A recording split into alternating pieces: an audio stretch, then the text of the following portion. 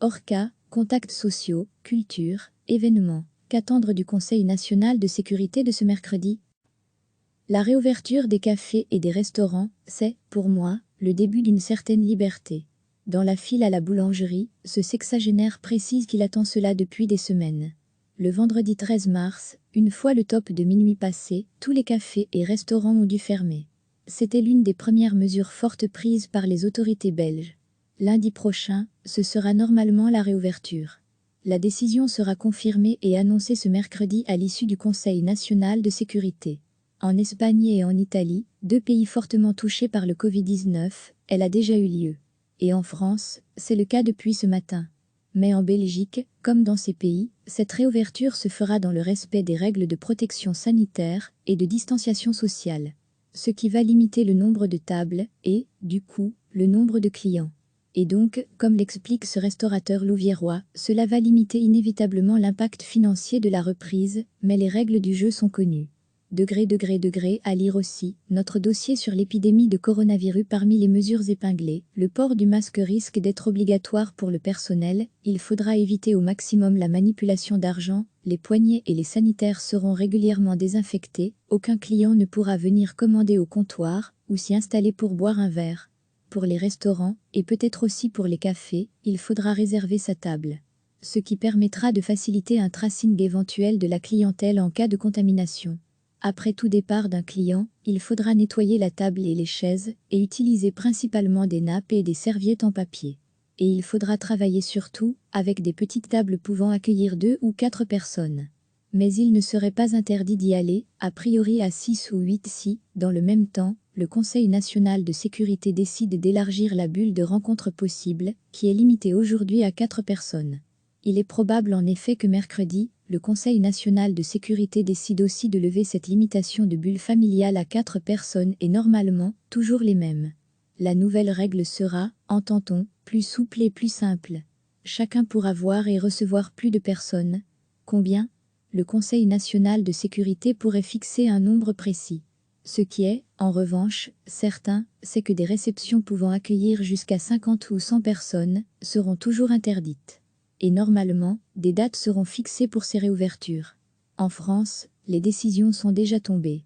Les théâtres et salles de spectacle rouvrent dès aujourd'hui. Et les cinémas à partir du 22 juin. Mais une réouverture en France, avec le port du masque obligatoire pour les spectateurs, et toujours un respect strict des règles de distanciation sociale. Le Conseil national de sécurité va aussi se pencher sur l'organisation de manifestations folkloriques, culturelles, sportives et touristiques. Jusqu'au 30 juin, elles sont toujours supprimées, mais une date de reprise durant l'été pourrait être fixée. Mais attention, pour l'organisation de telles manifestations, tout dépendra de son ampleur et de l'importance du public présent. Les événements de masse sont, quant à eux, toujours supprimés jusqu'au 31 août. Pas de festival de musique. La reprise du championnat de football, dans les divisions supérieures en août se fera à huis clos. La finale de la Coupe de Belgique, qui se jouera le 1er août entre le FC Bruges et l'Antwerp se jouera au Heysel mais sans spectateurs. Idem pour le Grand Prix de Belgique de Formule 1 fin août. Chacun pourra normalement circuler librement en juillet et en août sur le territoire belge. Mais dans le sud du pays, comme à la côte, toujours avec le respect des règles de distanciation sociale.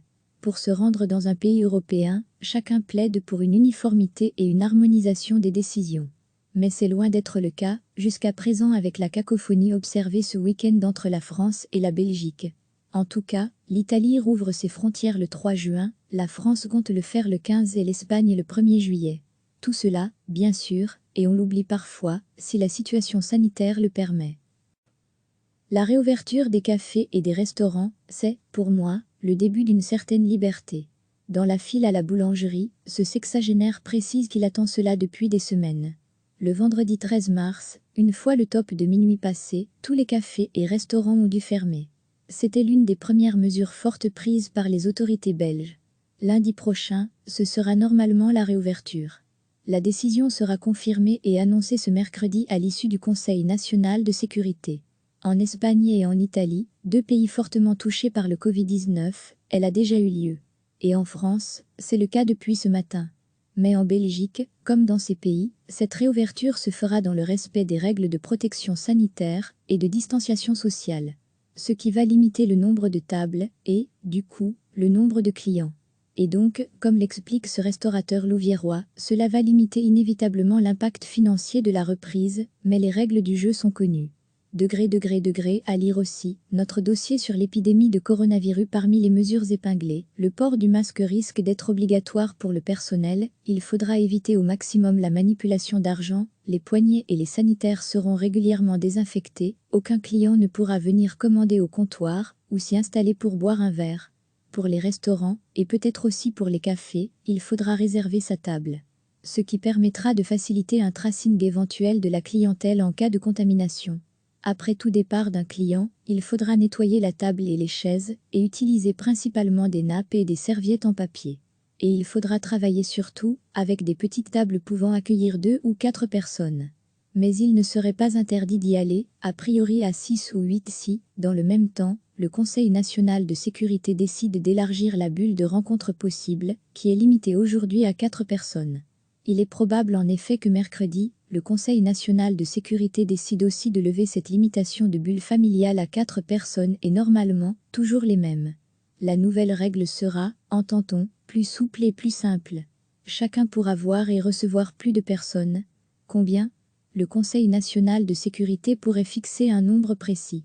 Ce qui est, en revanche, certain, c'est que des réceptions pouvant accueillir jusqu'à 50 ou 100 personnes seront toujours interdites. Et normalement, des dates seront fixées pour ces réouvertures. En France, les décisions sont déjà tombées. Les théâtres et salles de spectacle rouvrent dès aujourd'hui, et les cinémas à partir du 22 juin. Mais une réouverture en France, avec le port du masque obligatoire pour les spectateurs, et toujours un respect strict des règles de distanciation sociale. Le Conseil national de sécurité va aussi se pencher sur l'organisation de manifestations folkloriques, culturelles, sportives et touristiques. Jusqu'au 30 juin, elles sont toujours supprimées, mais une date de reprise durant l'été pourrait être fixée. Mais attention, pour l'organisation de telles manifestations, tout dépendra de son ampleur et de l'importance du public présent. Les événements de masse sont, quant à eux, toujours supprimés jusqu'au 31 août. Pas de festival de musique. La reprise du championnat de football, dans les divisions supérieures en août se fera à huis clos. La finale de la Coupe de Belgique, qui se jouera le 1er août entre le FC Bruges et l'Antwerp se jouera au Heysel mais sans spectateurs. Idem pour le Grand Prix de Belgique de Formule 1 fin août. Chacun pourra normalement circuler librement en juillet et en août sur le territoire belge. Mais dans le sud du pays, comme à la côte, toujours avec le respect des règles de distanciation sociale. Pour se rendre dans un pays européen, chacun plaide pour une uniformité et une harmonisation des décisions. Mais c'est loin d'être le cas, jusqu'à présent avec la cacophonie observée ce week-end entre la France et la Belgique. En tout cas, l'Italie rouvre ses frontières le 3 juin, la France compte le faire le 15 et l'Espagne le 1er juillet. Tout cela, bien sûr, et on l'oublie parfois, si la situation sanitaire le permet. Cliquez sur s'abonner pour recevoir les dernières nouvelles.